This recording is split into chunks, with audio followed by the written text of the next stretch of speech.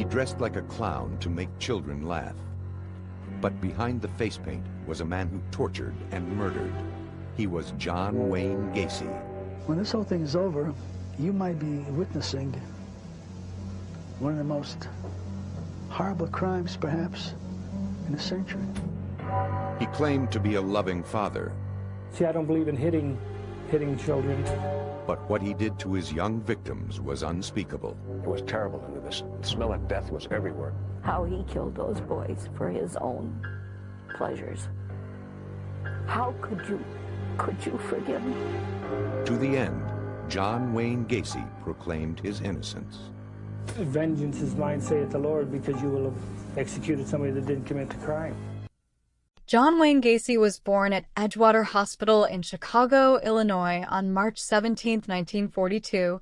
Shockingly, my mom was born in March 1939, and he was the second of 3 children. Gacy was close to his mother and 2 sisters, but had a difficult relationship with his alcoholic father, who was verbally and physically abusive to his family. The elder Gacy frequently belittled his son, calling him dumb and stupid, as well as calling him a sissy and queer, and he would compare him unfavorably with his sisters. Despite their challenging relationship, Gacy loved his father, but felt he was never good enough in his father's eyes. Gacy was an overweight and unathletic child. Because of a heart condition, he was told to avoid sports. Because of this, his father would taunt him even more and call him names, accusing him of being a sissy or a queer. Back then, those words were used as insults to call someone gay. Gacy later went on and claimed to have been molested by a relative, but there is nothing to back that up that I know of, and he would also say that it was because of his dad taunting him that he tried out being with a guy to see what his dad meant by those words. Please note that when I say the things that I just said, I am going off of what I learned after the fact, and this came from Gacy's mouth, so I have no idea if they are true or not. In 1960, at age 18, Gacy became involved in politics, working as an assistant precinct captain for a local Democratic Party candidate. The same year, Gacy's father bought him a car. He kept the vehicle's title in his own name until Gacy had paid for it, which took several years. His father would confiscate the keys if Gacy did not do as he said. In April 1962, Gacy purchased an extra set of keys. In response, his father removed the distributor cap, keeping the component for days. Hours after his father replaced the cap, Gacy left home and drove to Las Vegas, Nevada, with $136 to his name in the hope of residing with a cousin. Gacy worked in the Las Vegas ambulance service before being transferred to Palm Mortuary. He worked as a mortuary attendant for 3 months. He would observe the morticians while they were embalming bodies, and he would occasionally serve as a pallbearer. He slept on a cot behind the embalming room and later confessed that one evening, while alone, he climbed into the coffin of a teenage male, embracing and caressing the body before experiencing a sense of shock. This experience prompted Gacy to return home. Shortly thereafter, Gacy enrolled at Northwestern Business College, despite having failed to complete high school. He graduated in 1963 and took a management trainee position with the Nunn-Bush Shoe Company. In 1964, the company transferred him to Springfield, Illinois, to work as a salesman and eventually promoted him to department manager. In March of that year, he became engaged to Marion Myers, a coworker. During their courtship, Gacy joined the local chapter of the Jaycees. According to Gacy, a colleague in the Jaycees supplied him with drinks and invited him to spend the evening on his sofa. The colleague then performed oral sex on him while he was drunk. Gacy would get married and then move to Iowa, and it was soon after this point that everything changed.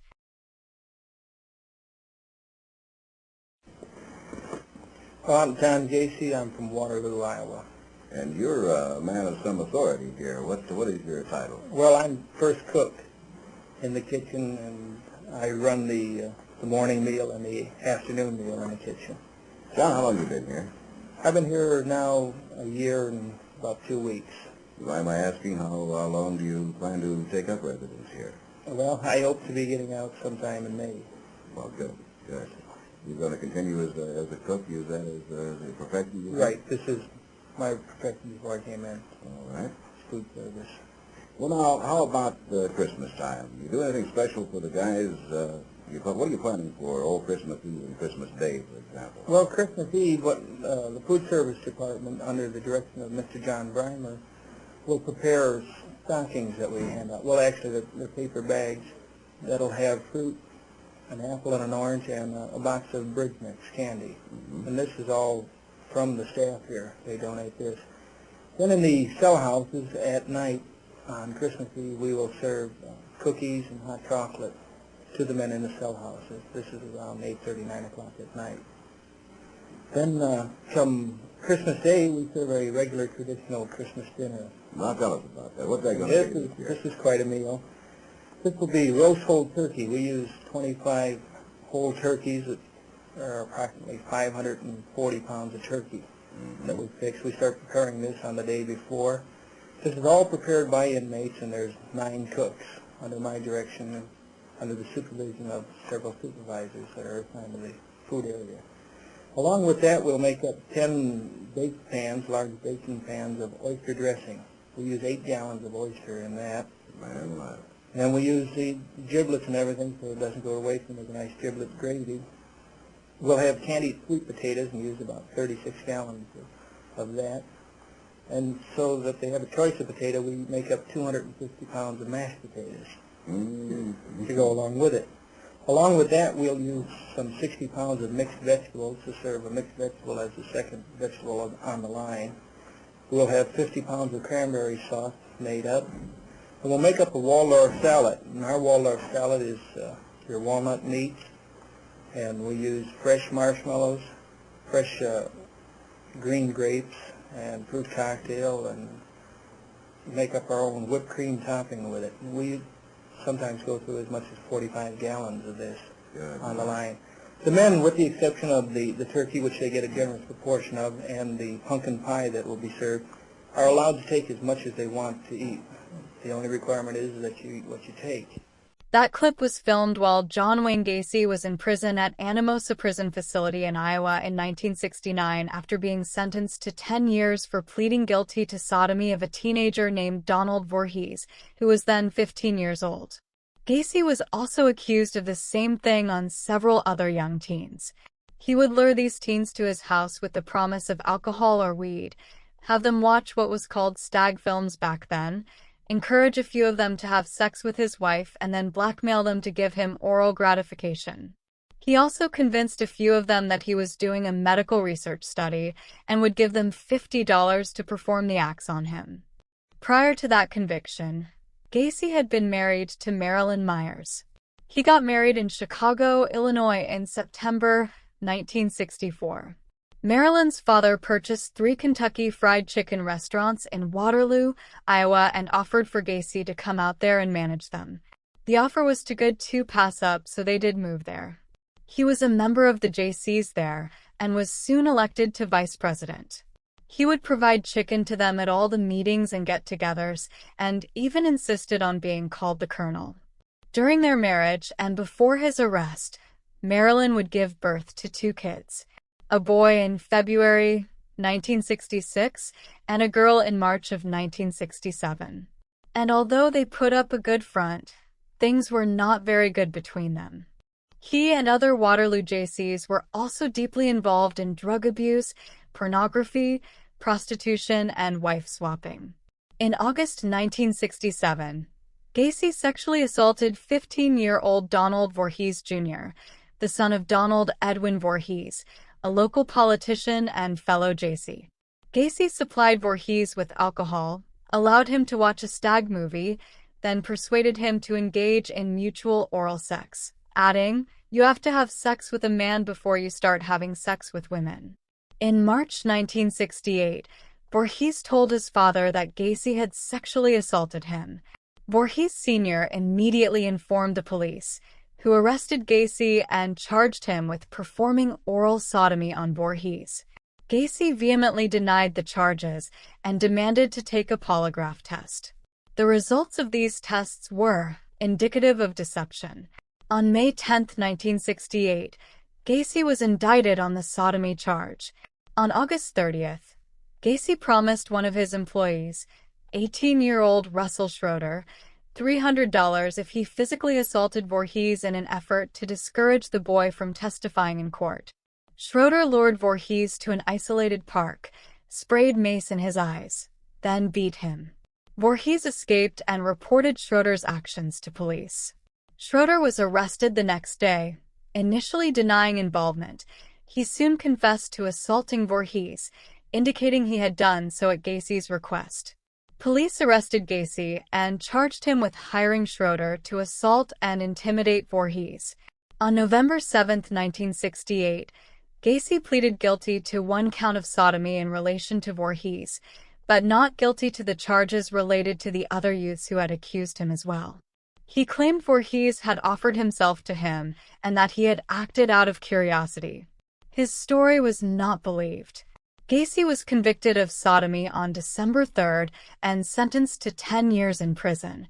That same day, Gacy's wife petitioned for divorce, requesting she be awarded the couple's home and property, sole custody of their 2 children, and alimony. The court ruled in her favor, and the divorce was finalized on September 18, 1969. Gacy never saw his first wife or children again until many years after his conviction in Illinois, when his son decided to come visit him in Stateville Prison. Soon after that face-to-face visit, Gacy was executed. The daughter, as far as I know, never had any visits with him. During his incarceration, Gacy rapidly acquired a reputation as a model prisoner. Within months of his arrival, he had risen to the position of head cook.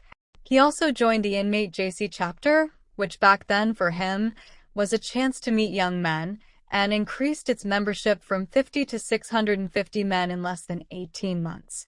Gacy secured an increase in the inmates' daily pay in the prison mess hall and supervised several projects to improve conditions for inmates, including the installation of a miniature golf course. Yes, a miniature golf course. If you can believe that. In June 1969, Gacy was denied parole. To prepare for a second scheduled parole hearing in May 1970, he completed 16 high school courses, obtaining his diploma in November 1969. On Christmas Day 1969, Gacy's father died from cirrhosis. His request for supervised compassionate leave to attend the funeral was denied.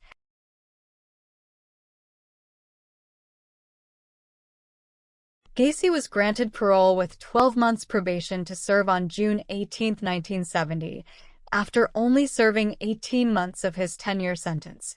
Conditions of his probation included a nightly curfew, and that Gacy relocate to Chicago and moved in with his mother.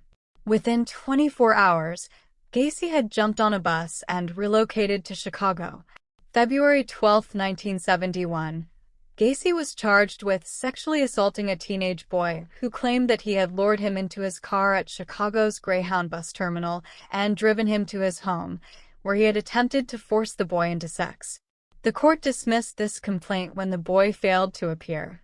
And then, on June 22nd, Gacy was arrested and charged with aggravated sexual battery and reckless conduct, in response to a complaint filed by a youth who claimed that Gacy had flashed a sheriff's badge, lured him into his car, and forced him to perform oral sex.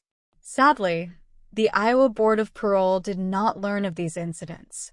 Gacy's parole ended on October 18, 1971, and a month later the records of Gacy's criminal convictions in Iowa were sealed.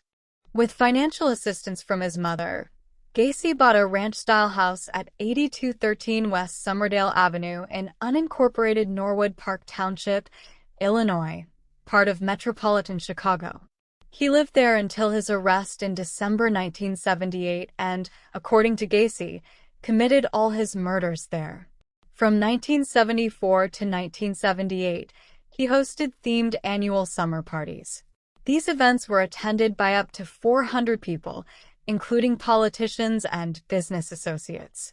In August 1971, shortly after Gacy and his mother moved into the house, he became engaged to Carol Hoff, whom he had briefly dated in high school. Carol and her 2 young daughters from a previous marriage moved into the house soon after. They were married on July 1, 1972. Gacy's mother moved out of the house shortly before the wedding and moved into the bottom apartment at 6114 West Miami Avenue in Chicago, Illinois. That is the same building my grandmother lived in.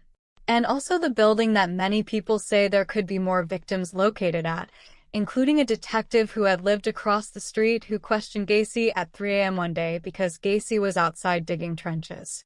Although my grandmother and Marion Gacy were friends before she moved into this building, it is because she moved into here that I became involved with all of them on a much more personal level.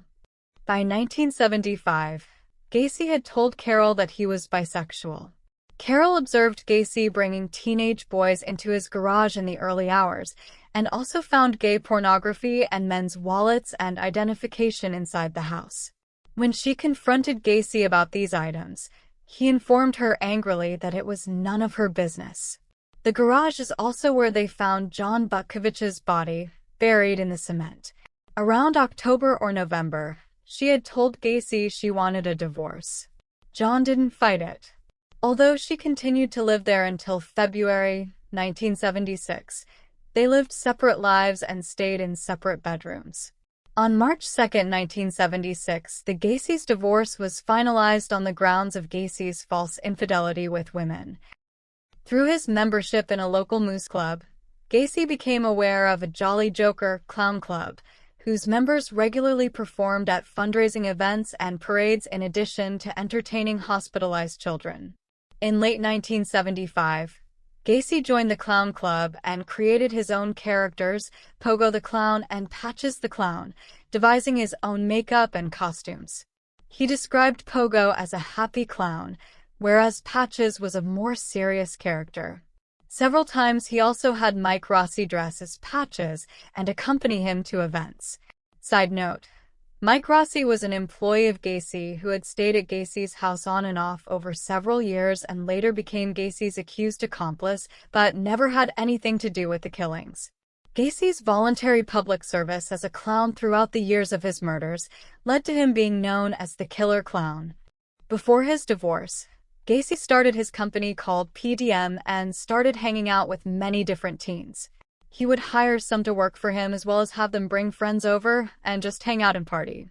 Gacy would often proposition them for sex. He would also insist on sexual favors in return for lending them his vehicles, for financial assistance, or for promotions in his company.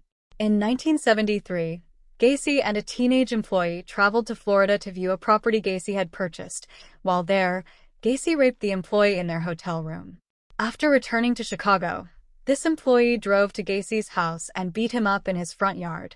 Gacy told his wife he had been attacked for refusing to pay him for poor quality painting work. In May 1975, Gacy hired 15-year-old Anthony Antonucci.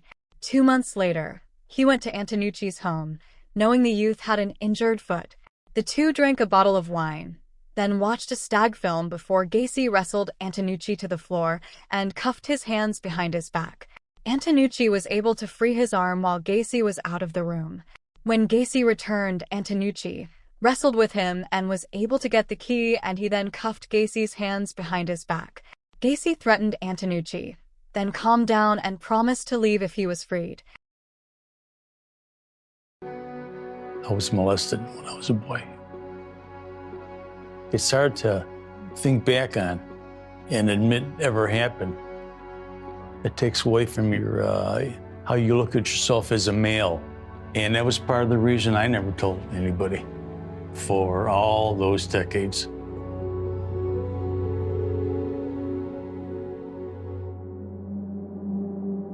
When I was 9 or 10 years old, in 1956, my mother and I went up to a resort in Elkhorn, Wisconsin.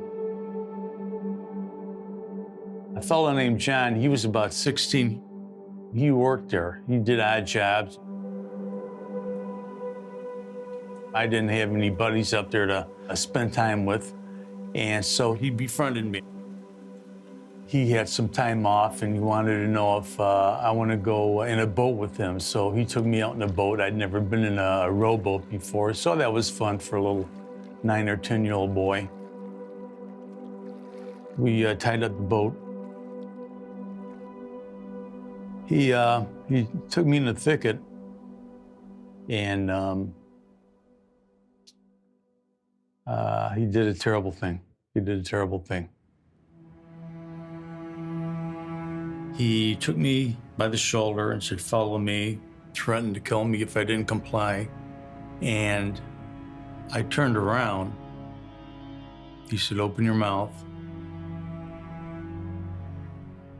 I opened my mouth, and that's what happened. Thank God it was over quickly. Is a person born evil? Do they become evil? I don't have an answer for that. On July 26, 1976, Gacy picked up 18-year-old hitchhiker David Cram and offered him a job with PDM. He began work the same evening. On August 21st, Cram moved into Gacy's house. The next day, Cram and Gacy had several drinks to celebrate his 19th birthday, with Gacy dressed as Pogo.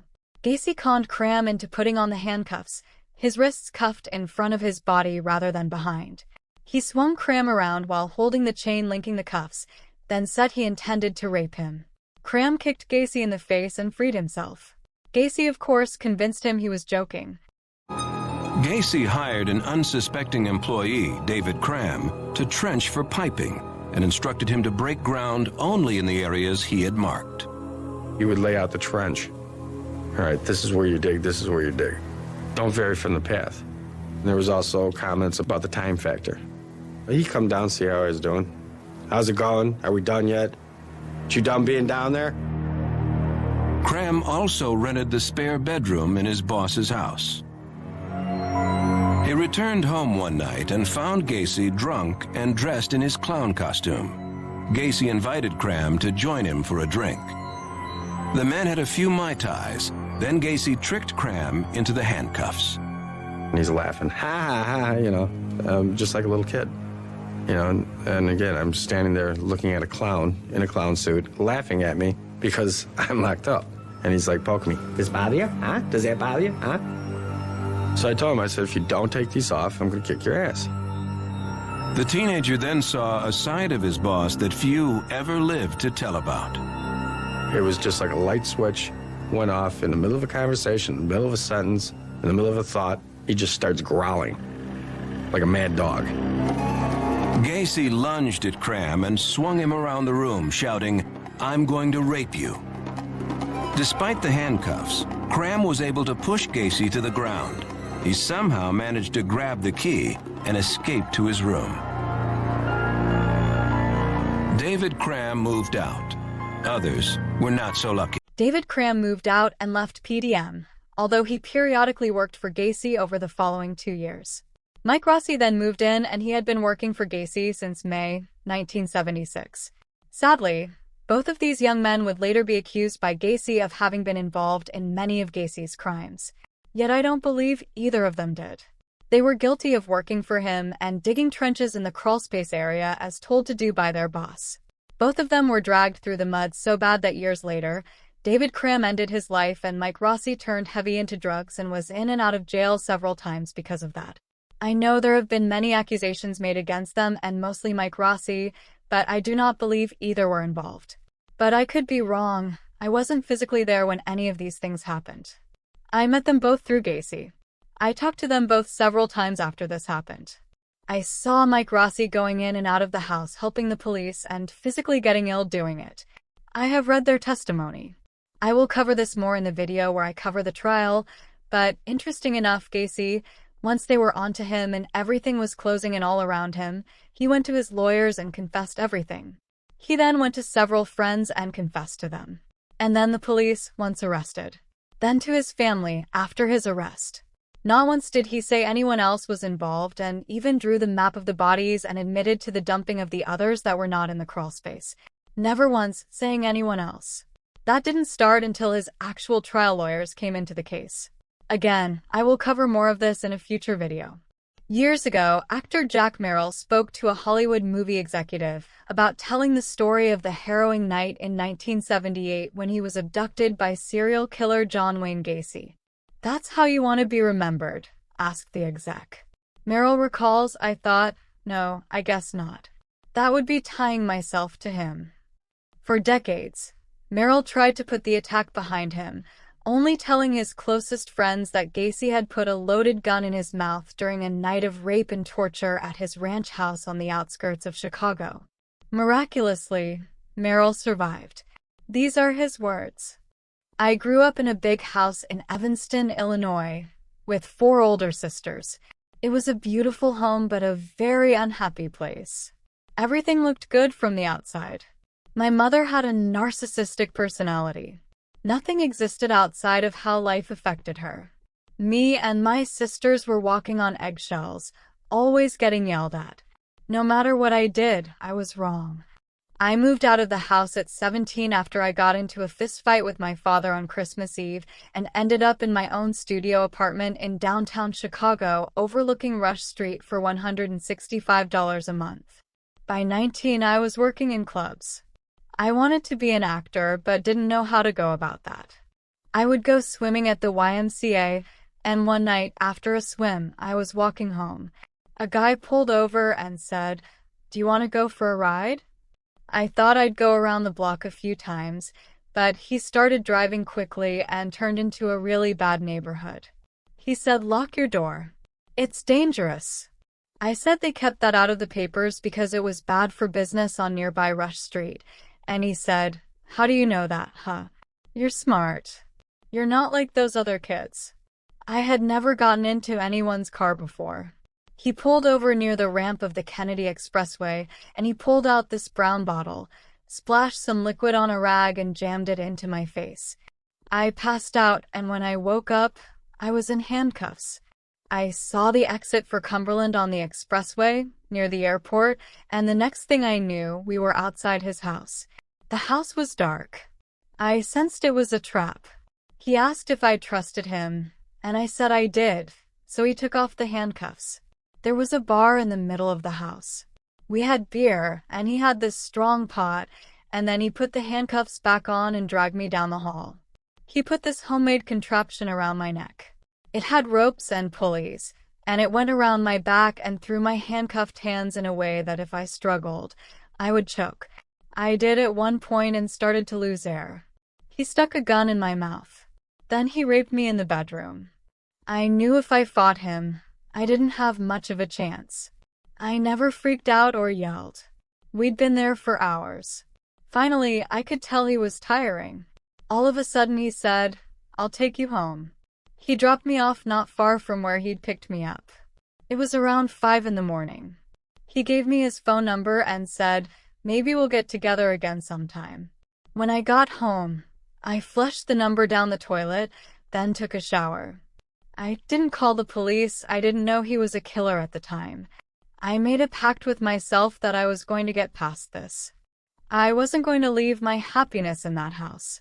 A few months later, I saw a headline in the Chicago Sun-Times, "Bodies found at suburban site." The story had a map, and there was the Cumberland exit on the Kennedy Expressway. I thought if the police ever needed my help, I'd come forward. They found all these bodies under that house, and years later he was convicted. But like I said, if they had needed me, I would have come forward. Again, the part above was the words of Jack Merrill, the Law and Order and Grey's Anatomy TV series star, one of the few who survived Gacy and just went public with his version of what happened to him. That was stories from a few known survivors. Sadly, there were many more. Most don't want to actually talk about it, and I can't fault them for that. But it seemed like the more Gacy did, the more he began to unwind and lose it. He was spiraling out of control with his drugs, booze, men, sex, and his sick fantasies. He was looking exhausted and worn out. Many family and friends were starting to worry about him. Little did they know, His being worn out is actually what made him be so brazen to abduct a 15-year-old boy named Rob Piest from Rob's place of work while there, doing an estimate for a job with the store owner. If Gacy had not pulled this one act, nobody knows just how many more victims there would have been. On the afternoon of December 11, 1978, Gacy visited the Nissan pharmacy in Des Plaines to discuss a potential remodeling deal with the store owner, Phil Torf. While he was within earshot of 15-year-old part-time employee Rob Piest, Gacy mentioned his firm often hired teenage boys at a starting wage of $5 per hour, almost double the pay Rob was earning at the pharmacy. Shortly after Gacy left, Piest's mother arrived at the store to drive her son home so the family could celebrate her birthday together. Rob told his mom about the contractor who was there and how he wanted to try and talk to him about a job and could she please wait. She sadly said yes. Gacy later stated that at his house, he gave Piest a soft drink before asking whether there was anything he wouldn't do for the right price, to which Piest replied that he did not mind working hard. In response, Gacy stated good money could be earned by hustling, although Piest was dismissive. Gacy then duped Piest into wearing the handcuffs. Gacy's subsequent statements regarding the events varied, although in one of his initial statements, he claimed Piest failed to resist as he removed the boy's pants. He also stated that as he placed the rope around Piest's neck, the boy was crying scared. When Piest failed to return, his family filed a missing person report with the Des Plaines police. Torf named Gacy as the contractor Piest had most likely left the store to talk to. Lieutenant Joseph Kozenzak, whose son attended Maine West High School with Piest, chose to investigate Gacy further. A check of Gacy's criminal background revealed that he had an outstanding battery charge in Chicago and had been imprisoned in Iowa for the sodomy of a 15-year-old boy, the same age boy as Rob was. Well, I went to pick up Rob at the drugstore where he works at about 10 to 9. And he says it would take a few minutes, that he wanted to talk to this contractor about a job. And then with that, I started browsing around the store, and I've never seen him since. Kozenzak and 2 Des Plaines police officers visited Gacy at his home the following evening. Gacy indicated he had asked one of the youths working at the pharmacy, whom he believed to be Piest, whether there were any remodeling materials behind the store. He was adamant, however, that he had not offered Piest a job and had only returned to the pharmacy shortly after 8 p.m. because he had left his appointment book. Gacy promised to come to the station later that evening to make a statement, indicating he was unable to do so at that moment as his uncle had just died. When questioned as to how soon he could come to the police station, he responded, "You guys are very rude. Don't you have any respect for the dead?" At 3:20 a.m., Gacy arrived at the police station covered in mud, claiming he had been involved in a car accident. On returning to the police station later that day, Gacy denied any involvement in Piest's disappearance and repeated that he had not offered him a job. Gacy reiterated that he had returned to the pharmacy in response to a phone call from Torf, informing him he had left his appointment book at the store. Detectives had already spoken with Torf, who denied calling Gacy. At the request of detectives, Gacy prepared a written statement detailing his movements on December 11th. It would later come out that the reason Gacy had been so late was because he was dumping Rob's body into the Des Plaines River and had gotten stuck. Suspecting Gacy might be holding Piest at his home, Des Plaines police obtained a search warrant on December 13th. This search revealed several suspicious items, including several police badges, a starting pistol, a syringe and hypodermic needle, handcuffs, books about homosexuality and pederasty, which is sex between a man and a boy, pornographic books and films, capsules of amyl nitrite, a dildo, a 2x4 with 2 holes drilled into each end, Valium, atropine, underwear that would not fit Gacy, several teenagers' driver's licenses, a class ring with J.A.S. engraved in it, John Allen's ink. One of the more telling items were a Nissan pharmacy photo receipt that was in a trash can, alongside a 36-inch section of nylon rope. The Des Plaines police confiscated Gacy's Oldsmobile and other PDM work vehicles. Gacy's car was still covered in the mud. Surveillance teams consisting of officers Mike Albrecht and David Hockmeister and Ronald Robinson and Robert Schultz monitored Gacy as the investigation continued. The following day, investigators received a phone call from Michael Rossi, who informed the investigators of Gregory Godzick's disappearance and the fact that another PDM employee, Charles Hatchela, had been found drowned in an Illinois river earlier that year. I do want to add that Charles Hatchela was not a victim of Gacy's and had died from an accident. He had been out with friends and their car got stuck. When they went to push the car, he fell through the bridge and drowned. On December 15th, Des Plaines investigators obtained further details of Gacy's battery charge, learning Jeffrey Rignall had reported that Gacy had lured him into his car, then chloroformed, raped and tortured him before dumping him in Lincoln Park. In an interview with Gacy's former wife the same day, they learned of the disappearance of John Butkovich. The same day, the class ring was traced to a John Allen Zink. An interview with Zink's mother revealed that several items from her son's apartment were also missing, including a Motorola television.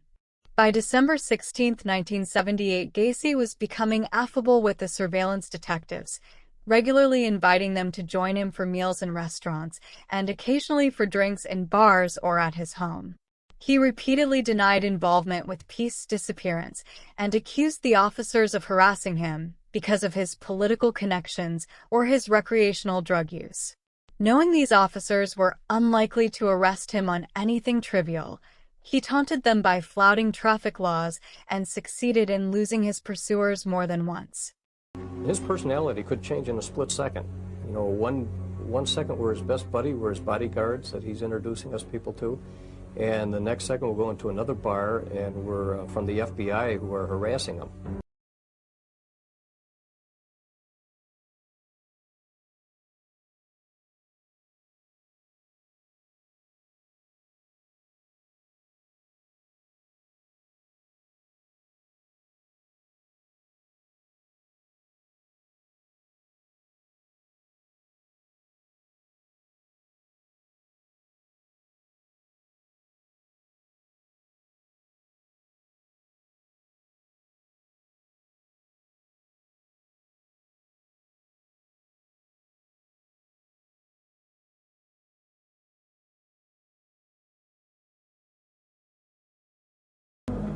Gacy told the surveillance team that he owned some land up north in Wisconsin. So right away we're thinking that's where the body is. Of course, he's feeding us this information knowing that we're going to follow up on this, just kind of leading us off the track.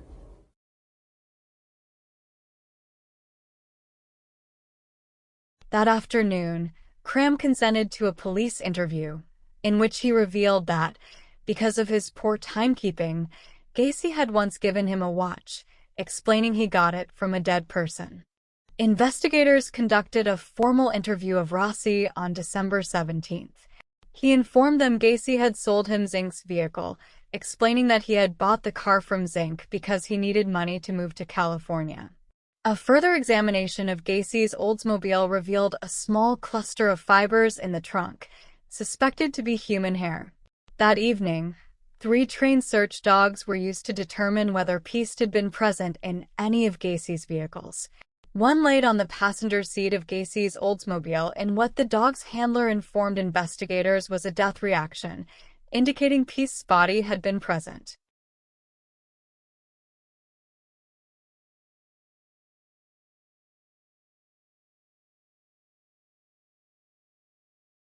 That evening, Gacy invited detectives Albrecht and Hockmeister to a restaurant for a meal. Early on December 18th, he invited them into another restaurant where, over breakfast, he discussed his business, his marriages, and his clowning.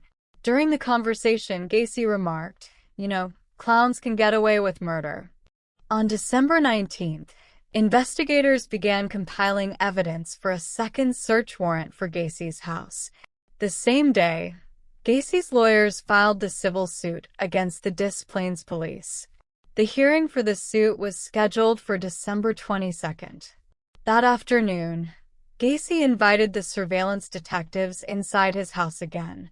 As Robinson distracted Gacy with conversation, Schultz walked into Gacy's bedroom in an unsuccessful attempt to write down the serial number of the Motorola television they suspected belonged to Zink. While flushing Gacy's toilet, the officer noticed a smell he suspected could be that of rotting corpses emanating from a heating duct. The officers who had searched Gacy's house previously had failed to notice this, as the house had been cold. Investigators interviewed both Cram and Rossi on December 20th. When questioned as to where he believed Gacy had concealed Piest's body, Rossi replied Gacy may have placed the body in the crawl space. Rossi also commented on the trench digging he did in the crawl space and remarked on Gacy's insistence that he not deviate from where he was instructed to dig, which is why he said the crawl space. Cram also stated that after he and Gacy had returned to his home after the December 13th search, Gacy had turned pale after seeing a clot of mud on his carpet and had immediately entered the crawl space to look for evidence of digging. When asked whether he had been to the crawl space, Cram replied he had once been asked by Gacy to spread lime down there and had also dug trenches, which Gacy had explained were for drainage pipes. Cram stated these trenches were 2 feet wide, 6 feet long, and 2 feet deep, the size of graves. On the evening of December 20th, Gacy drove to his lawyer's office in Park Ridge. Gacy appeared anxious and disheveled and immediately asked for an alcoholic drink. Sam Amaranth fetched a bottle of whiskey, and Gacy immediately drank 2 cupfuls. Amaranth then asked what he had to discuss with him, placing a copy of the Daily Herald on his desk and stating, "You said you had something new to tell me. Something important." Gacy picked up the newspaper, pointed to the front-page article covering the disappearance of Piest and said, "This boy is dead. He's dead. He's in a river." Gacy then proceeded to give a rambling confession that ran into the early hours of the following morning. He began by stating he had been the judge, jury, and executioner of many, many people, and that he now wanted to be the same for himself. He stated he had murdered at least 30 victims, most of whom he had buried in his crawl space, and had disposed of 5 other bodies in the Des Plaines River. Gacy dismissed his victims as male prostitutes, hustlers, and liars, adding he sometimes awoke to find dead, strangled kids, with their hands cuffed behind their back. He had buried their bodies in his crawl space as he believed they were his property. Please keep in mind, this is coming from someone who later went on and said he didn't do anything. Gacy later recollected his memories of his final day of freedom as being hazy, adding he knew his arrest was inevitable and that he intended to visit his friends and say his farewells. After leaving his lawyer's office, Gacy drove to a gas station where he handed a small bag of cannabis to the attendant, who immediately handed the bag to the surveillance officers, adding that Gacy had told him, "The end is coming, for me. These guys are going to kill me." Gacy then drove to the home of a fellow contractor and friend, Ronald Rode. Gacy hugged Rode before bursting into tears and saying, "I've been a bad boy. I killed 30 people, give or take a few." Gacy left Rode and drove to Cram's home to meet with Cram and Rossi. The surveillance officers noted he was holding a rosary to his chin, praying while he drove along the expressway. After talking with Cram and Rossi, Gacy had Cram drive him to a scheduled legal meeting. Cram informed the surveillance officers that Gacy had told him and Rossi that he had confessed to over 30 murders with his lawyers the previous evening. Gacy then had Cram drive him to Maryhill Cemetery, where his father was buried.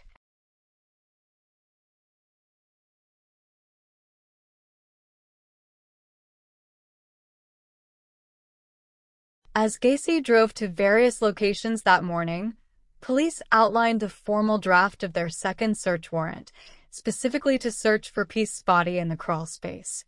On hearing from the surveillance detectives that, in light of his erratic behavior, Gacy might be about to unalive himself, police decided to arrest him on a charge of possession and distribution of cannabis in order to hold him in custody, as the formal request for a second search warrant was presented.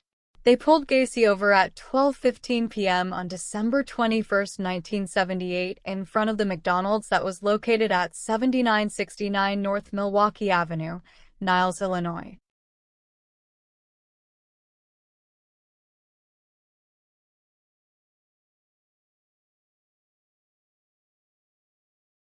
At 4:30 p.m. on December 21st, a second search warrant was granted. After police informed Gacy of their intentions to search his crawl space for the body of Piest, Gacy denied the teenager was buried there, but confessed to having killed in self-defense a young man whose body was buried under his garage. That young man was John Butkovich, and Gacy stated that in hopes of deterring them from searching the crawl space. To no avail. Armed with the signed search warrant, police and evidence technicians drove to Gacy's home. They found Gacy had unplugged his sump pump, flooding the crawl space with water. They replaced the plug and waited for the water to drain. Evidence technician Daniel Gentee then entered the 28 by 38-foot crawl space, crawled to the southwest area, and began digging. Within minutes, he uncovered putrefied flesh and a human arm bone. Gentee shouted to the investigators that they could charge Gacy with murder, adding, "I think this place is full of kids."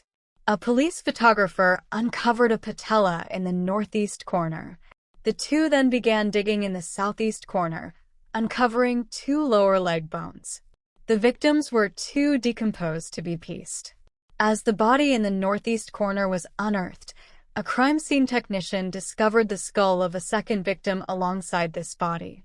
Later excavations of the feet of the second victim revealed a further skull beneath the body.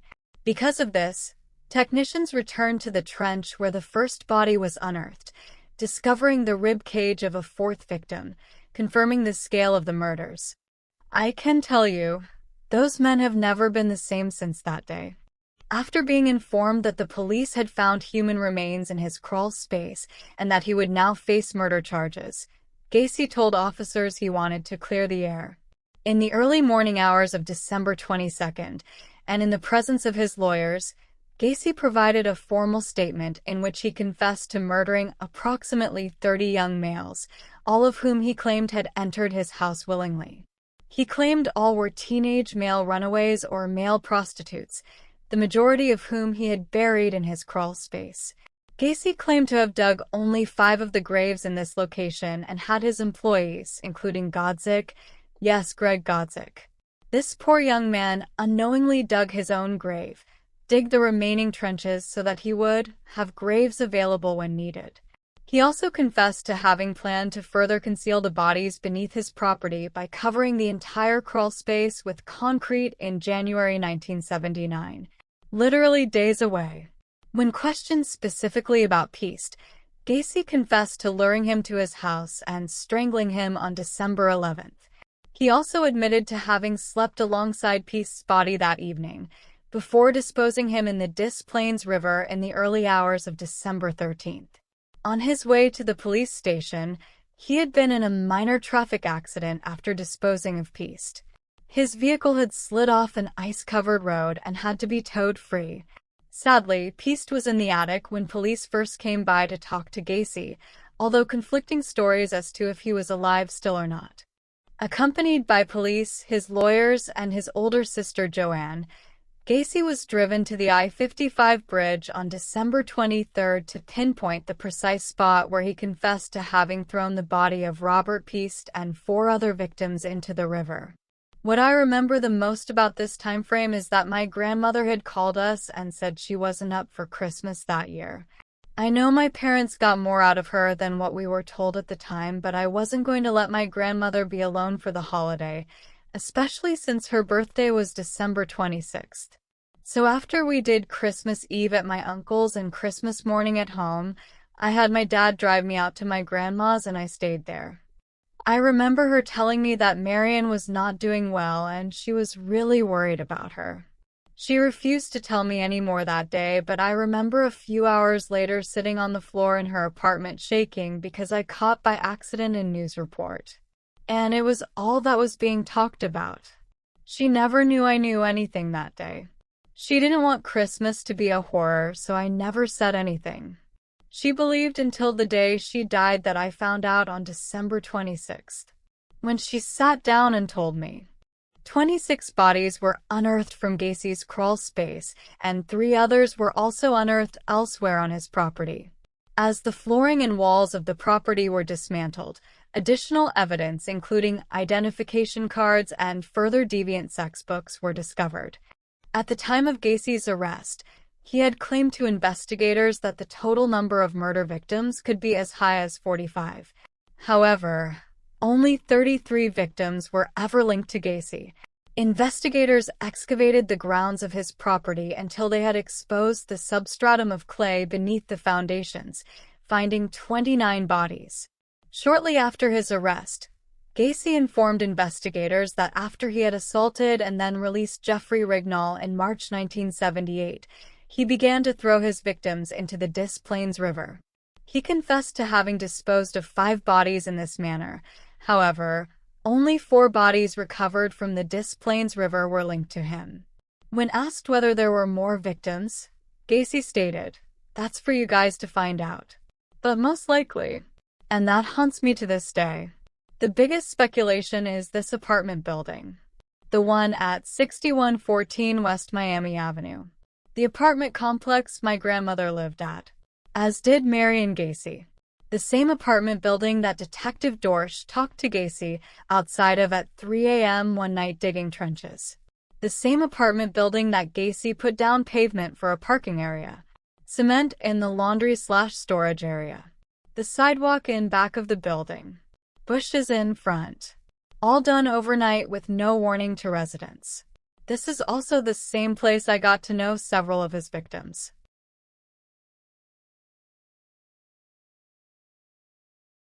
These 33 young victims who Gacy so brutally took away from the world, as well as the ones who survived, did not deserve what happened to them. It didn't matter if some of them were troubled, if some of them had run away, or if some were just looking for a job. Whatever the reason was, none of them deserved what they got when they came face to face with this evil monster.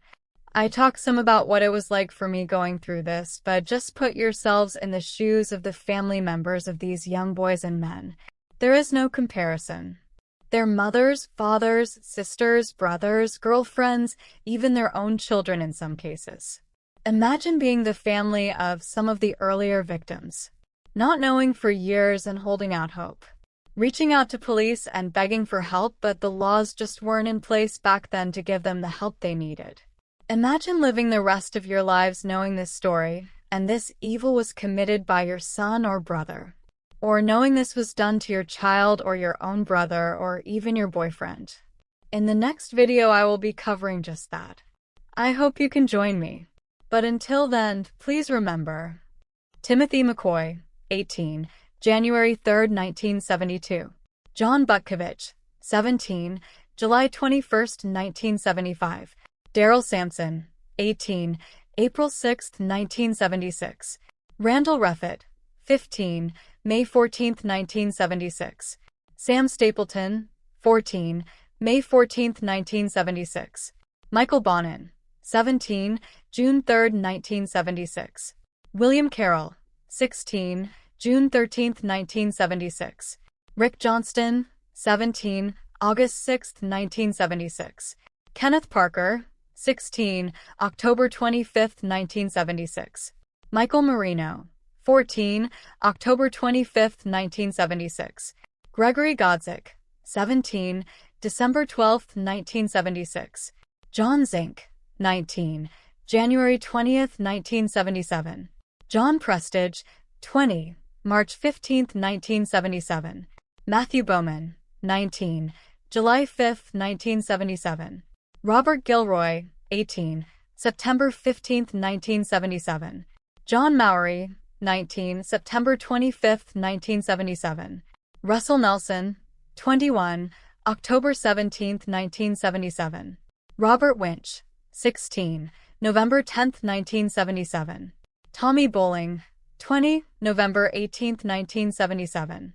David Talsma, 19, December 9, 1977. William Kindred, 19, February 16, 1978.